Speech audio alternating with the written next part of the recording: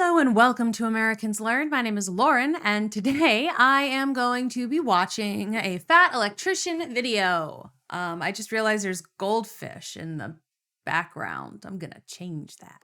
Dang, that's embarrassing. Now you know I like goldfish. Anyway, watching Fat Electrician today. So this one is one that he released a while ago, but it is the Chuck E. Cheese, basically, the history of Chuck E. Cheese. I do know some about this already because of my FNAF phase that I never really left. I'm still very into that particular series, but I've definitely done a little bit of research into like the lore of what Fazbear's was based on. So I know a little bit about this, but I'm very curious to see what Nick has to say about it, and I cannot wait to find out. And so, without further ado, let's go. This is easily going to be the most unhinged video on this channel, and that's saying a lot. Okay, if you say so. Today we're talking about Chuck E. Cheese. Okay, here's the deal. Normally when I talk about a business on this channel, it's because this business is thriving and they have an incredible business model and they're a genius and they're doing something incredible or they're doing something shady. This is not that. Chuck E. Cheese is quite literally the living embodiment of an entrepreneur's fever dream where he went off into the business world, made so much money that he could then just cash out, retire. He had enough money forever, but he had so much left over on top of that that he could just start doing dumb shit with it. And that's how Chuck E. Cheese came to be. And we're going to talk about it right after a word from our sponsor. Delete me. What are you doing with my suppressed shotgun? I put a knife on it. Oh, fun. Sourdough? You put a bayonet on a suppressor for sourdough bread. Why? Clever. It's America. Yeah. The logic's impeccable.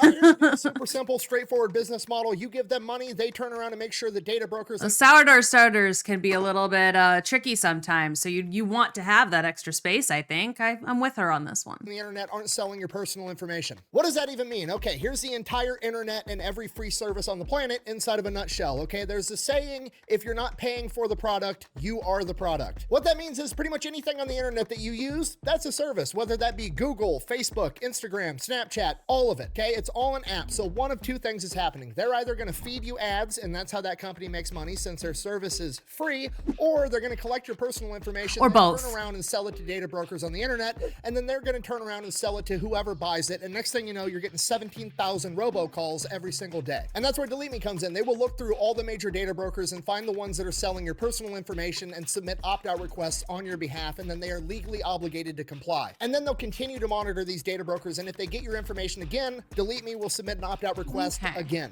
The other question I have about Delete Me is that, does it do it on your device or does it do it on based on an email or a credit card? Because I guarantee you there are emails and credit cards that I don't remember. So I'm having a problem right now where I'm trying to delete a couple of Gmail accounts that I've had since I was young, and I can't delete them because I don't remember passcodes. And the passcodes that I do remember, I do know for a fact go to my college email address, which I can't access. So I'm I'm just stuck with these old emails that I can't get rid of, and it's very frustrating. Basically, you're paying Delete Me to get rid of all the downsides of all of the free stuff on the internet, which I think is absolutely worth it. If you want to check them out, I'll have a link and a discount code down below. Let's get back to the video. All right, our story begins in 1977 when Chuck E. Cheese is founded by Alan Bushnell. Who's Alan Bushnell? The guy that... no, hey, rude. Cheese is founded by Alan Quick. Bushnell. Who's Alan Bushnell? Editor's note. Dear Mr. Bushnell, I'd like to apologize on behalf of the Fat Electrician mistaking your name for Alan. Okay. Nolan Bushnell. Please accept this apology, and if you see this, my kids love your establishment and would humbly accept any free tickets / points you may have lying around. Thank you for your time. I only went to Chuck E. Cheese twice as a kid. It was not something that we did often. There was one near my house, but it was far enough away that none of the other kids were really having their parties there. So yeah, we just didn't really do Chuck E. Cheese as a kid. But I will say it is called the Child Casino. All arcades are child casinos. Every arcade is literally just teaching your kid how to gamble. That is just what they are. You play games. Most of them are games of chance, and you have the potential of winning a shitty prize that you could get for $2, you know?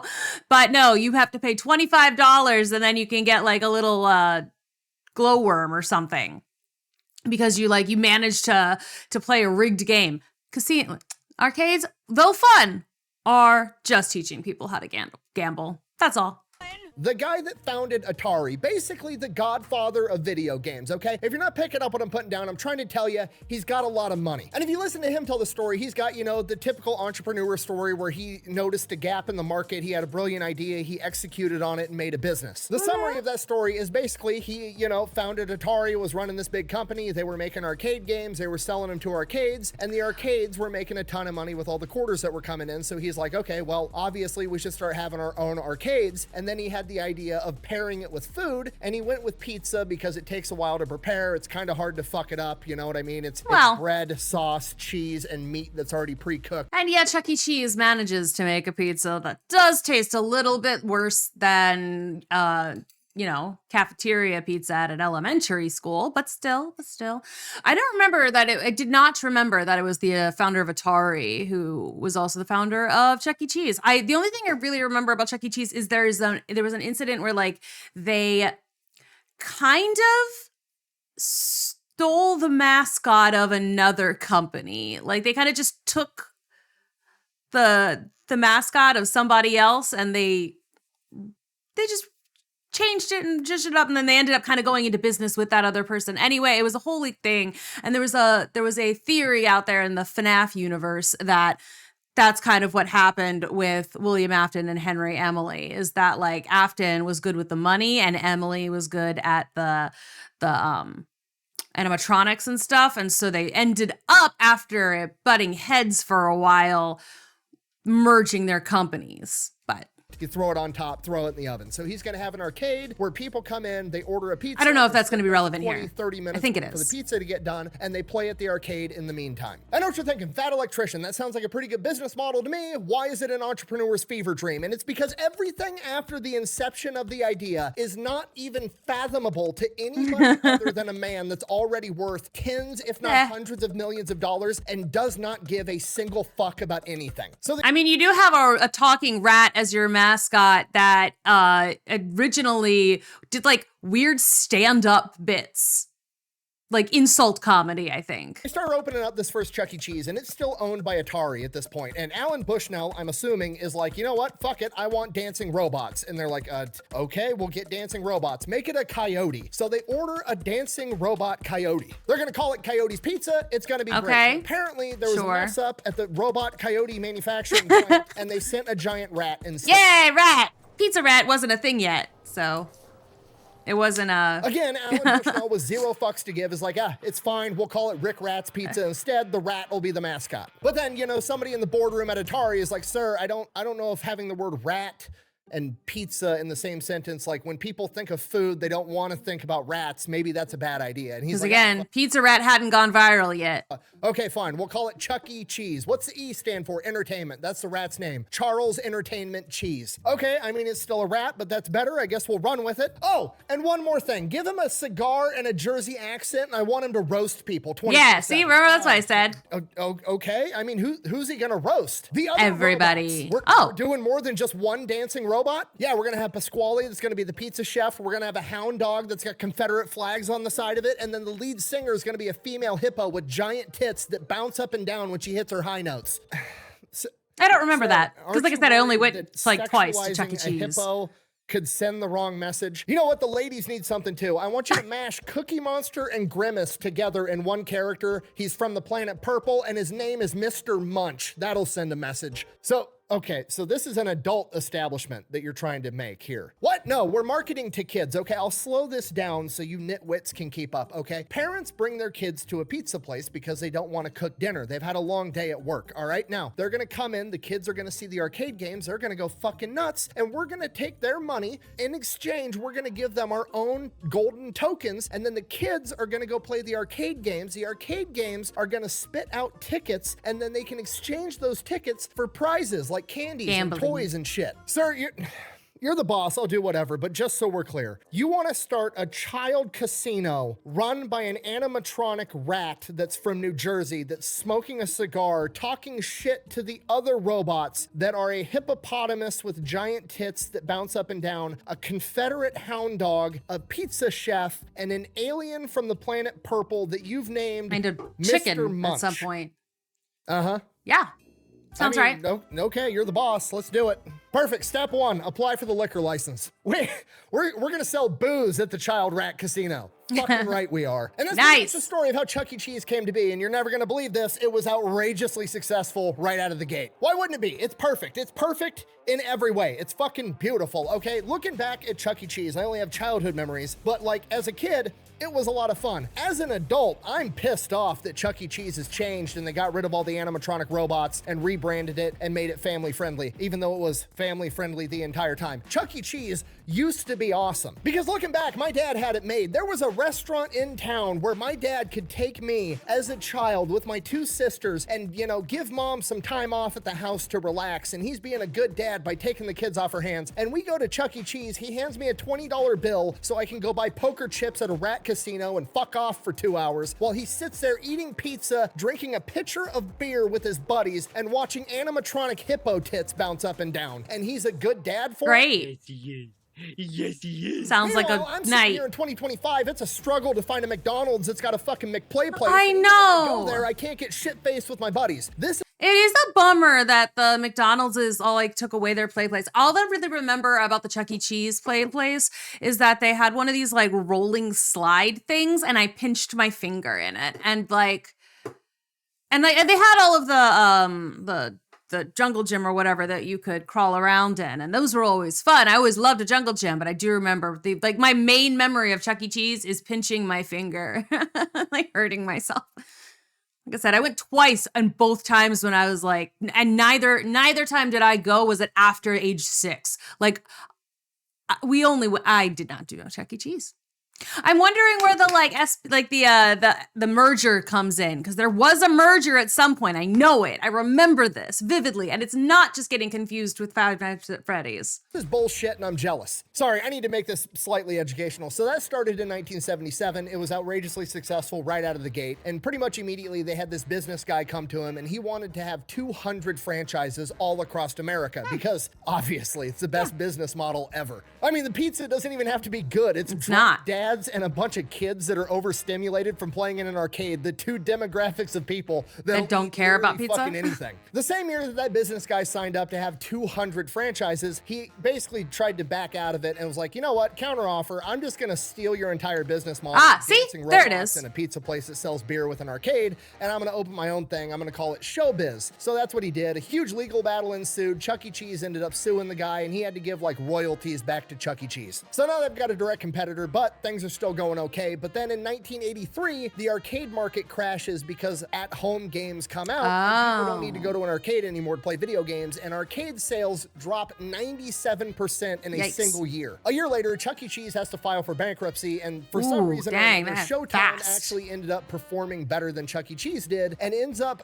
buying out Chuck E. Cheese. So now ShowBiz owns Chuck E. Cheese. Around the same time, That might have been where what I was thinking of. I forgot that Chuck E. Cheese was first, and then the other company came in and stole it. I thought the Chuck E. Cheese people had stolen it, but it turns out the Chuck E. Cheese of today was stolen by the bad guys of before. That's what I got confused. the ShowBiz animatronic guy, the dude that made all the music and all the bullshit for their robots, wasn't going to re-up his lease, and he owned the music. So they were stuck in this situation where they had just bought out Chuck E. Cheese, but now they don't have the rights to use any of the music for any of their animatronics. So Cheapos. Showtime is just like, fuck it, we're just going to rebrand everything to Chuck E. Cheese, and the rat stays. I'm not going nowhere. I'm not going no fucking where. And that pretty much brings us to Right, the Chuck E. Cheese there it that is. most of us remember. And historically speaking, things went okay. There were some downsides because, you know, what could possibly go wrong if you're serving parents alcohol while their kids are gambling in a rat casino? Hey, I'll explain it to you this way. The most likely place you are to get in a fist fight is at a bar with people consuming alcohol. The only way to make that, I don't know, 1,000 times worse is to encourage people to bring their kids to the bar so that when the kids get in a fight, the parents who are hardwired to defend and side with their children, no matter what, rush to resolve the issue with the children while they're drunk. The other parents come in, also drunk. They both side with their own kids, and then mom and dad get in a fight with the other mom and dad. Dave, you think Waffle House is bad? Chuck E. Cheese has them beat, I guarantee it. You can literally look up on YouTube, Chuck E. Cheese fight. There is a playlist with 96 videos in it, okay? Oh my God. Caught on camera. Literally parents That's holding crazy. cameras, watching other parents fight with kids running around while the parents are yelling World Star. Nice, very nice. Yeah, A single very nice Chuck E. indeed, Cheese in Willem Milwaukee Dafoe. in 2015 had to call the police 147 times every other day. Obviously, this leads to a ton of That's chains crazy. all over the country losing their liquor licenses, and that Yeah. impacts profit margins, so that's not good. Oh, and then I think Chuck E. Cheese might have accidentally created furries. Bro, what are you talking about, man? Because, you know, who could have predicted that showing young adolescent children a giant animatronic hippo bouncing her tits up and down could have led to some weird sexual fetishes? Look at us. Who would have thought? Not me. The kids grow up seeing that. They want to work at Chuck E. Cheese when they're in their teenage years. Then they get to be the mascot, and then things just spiral from there. And that's not just me hypothesizing. The fucking founder, Alan Bushnell, literally said it. You can't imagine the weird things that people do from inside of a Chuck E. Cheese costume. Oh God. The thing that you don't know is the weird things that employees do in the Chuck E. Cheese changing room closet. Locked door, small space. Why are you telling us Other this? than that, business was great. And then they got accused of recycling pizza because, you know, the pizza from Chuck E. Cheese is not that great. They're serving it to drunk parents and small children. Nobody cares what it looks like. They did get accused of that. People started getting these like lopsided pizzas where it didn't even look like it was cut from the same pie. So And honestly though, like I've seen things like that happen though, like completely organically, where like maybe a piece of it gets like it's a little too like, you know, it falls. You know, you might have a piece that falls, or you might have a piece that like gets something on it that shouldn't be on it. So you just cut that piece off and now the whole thing looks weird. And sometimes you just have a person who doesn't know how to cut a pizza. And sometimes you might have a person who doesn't know how to cut a pizza and they purposely cut it a little bit wonky, and then they can like take a piece, like a slice of a slice. People started thinking that they were just taking old slices that people didn't eat and throwing them all together into one like monstrosity pie. And love that he took the video from, I think it looked like he took it from Shane Dawson, when like there are other actually credible YouTubers who have done a very similar deep dive into is Chuck E. Cheese recycling pizza and discovered no. They're not. Bringing it out as a new pizza, which allegedly wasn't true, but a lot of people thought it was, so that led to a downturn in business. And then COVID hit, which was obviously a disaster for Chuck E. Cheese, but they needed to find a way to stay in business, and that's exactly what they did in the sketchiest way possible. As I'm sure you can imagine if you lived through it, food delivery services were basically like born and thrived the ghost kitchen thing, DoorDash, right? Uber Eats, Grubhub, all that bullshit. So Chuck E. Cheese started offering their pizza to get delivered to your house, but nobody on the planet would ever order a pizza from Chuck E. Cheese to get delivered to the house. It breaks the entire business model. It's not good pizza. Nobody wants that shit. So they're like, okay, what's the problem? Everybody knows our pizza sucks. We're just gonna come up with a different name. We're gonna have all these food delivery services list our restaurant as Pasquale's Pizza. You know, the animatronic pizza chef. It's Pasquale. Oh my God, I didn't even like notice that. I forgot that the animatronic pizza chef was called Pasquale's. I did remember they were doing like ghost kitchen stuff, but I didn't. That's funny. Pizza. So people started ordering from Pasquale's Pizza. Sounds Italian, probably local, want to support local business. It's probably going to be great pizza. And then they were getting Chuck E. Cheese pizza delivered to their fucking house. Guess who just ordered from your favorite pizza place, Alfredo? Wait, Alfredo's Pizza Cafe? Or Pizza by Alfredo? Same thing. No. All right, you know what? I don't understand when you all talk at the same time. Is that unethical? Yes. Yes. It's exactly the type of business move I would expect from Charles E. Cheese, The rat? rat with a New Jersey accent that runs the local child casino. Yes. Absolutely. Absolutely. Since then, post-COVID, they've rebranded. They've got a horrible new logo like every other company. Yeah, that is Minimalist. bad. It looks like it's off word clip art. They've also taken out all the animatronics because apparently the kids don't like animatronics anymore, okay? They've ruined Chuck E. Cheese, okay? They really did. I feel like Five Nights at Freddy's might have ruined animatronics, but like Chuck E. Cheese ruined Chuck E. Cheese. Chuck E. Cheese should have been turned into a national park and bought by the US government and preserved for mankind. Okay, I'm pissed. I don't give a shit if the kids don't like animatronics. Fuck them kids. Chuck E. Cheese was for me, the adult, okay? I got cheated out of it in my adulthood. Had it in my childhood, I want it in my adulthood too. Oh, Fat Electrician. Start a restaurant. Chuck E. Cheese. Yes, absolutely, I fucking do. Okay, nothing would make me happier than knowing on my deathbed that I'm gonna pass away soon and my sons are gonna be at my funeral after putting me in the ground, drinking a beer together, reminiscing on all the memories they had with me, and one of them is gonna look at the other and go, you remember that time Dad got in a fight at Chuck E. Cheese when so-and-so tried to steal your tickets? Fuck yeah, I do. That would be awesome. That's a core memory that everybody should have. Okay, there's nothing to be learned. It's not a brilliant business model. No, it's just happened. I wanted Chuck E. Cheese to exist. I was mad that it didn't. I looked into it and realized that it was fucking crazy that it ever existed. It's literally a fever dream by some dude that had fuck you money and made a childhood rat casino, literally adolescent Las Vegas, where the parents could get drunk and get in fistfights, okay? Unpopular opinion, I think Chuck E. Cheese needs to quit trying to be a family-friendly establishment. They need to start reopening Chuck E. Cheese's with all the animatronic robots, complete throwback to the 80s and 90s, and they need to— Honestly, that would work. Like the way I lost it. But like, that's like really uncomfortable actually. I'm gonna move, hold on. Open them up. Okay, what I was gonna say before I got really like, that was weird, was I feel like the way nostalgia works is that would go well. Like people who didn't really get a chance to experience the proper Chuck E. Cheese and who would like to, I do think that would work. I think that opening a couple of them now is sort of a throwback in the way they used to be.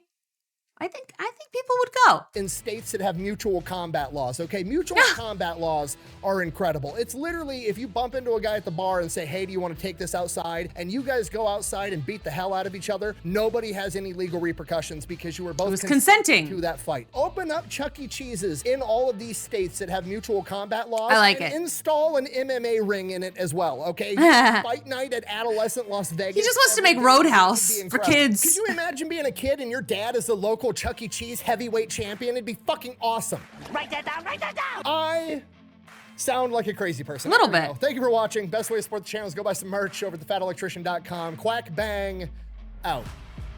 Bye. The more history I study, the more I come to realize that the 1990s were the peak of human civilization. We will never be that great.